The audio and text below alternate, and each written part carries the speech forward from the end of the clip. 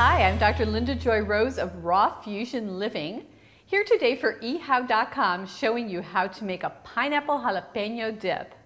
We're going to start out with jalapenos. Now I have a little trick for you. When you're cutting jalapenos, if you want to avoid having those burning fingers, all you have to do is just dip your fingers with a little bit of olive oil and then it won't affect you. Now you're going to use either an entire jalapeno or even more, depending, but you want to mince it finely so you don't get those really large pieces in your mouth. All right, so let's have this cream cheese, and I'm using a lighter cream cheese, not the fat-free, but kind of the middle of the road one.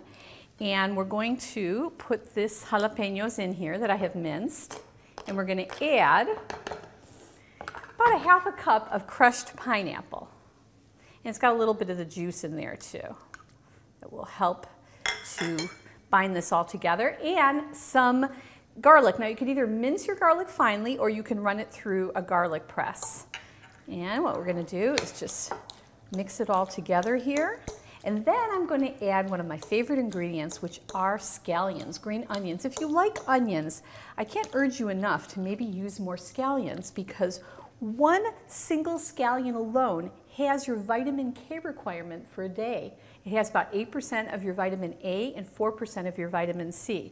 So I'm going to just mix this up a little bit, and then we're going to cut some of these scallions in here, and we're going to have a beautiful pineapple jalapeno dip. Okay, the easiest way is to use a kitchen shears. They come in really handy, and just clip them kind of short. All of this beautiful liquid chlorophyll that's in here helps you digest it. Pineapple is great for you too. It's got a great digestive aid called bromelain.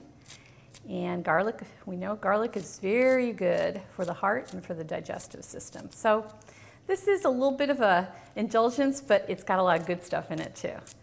Okay, let me just mix that all up together.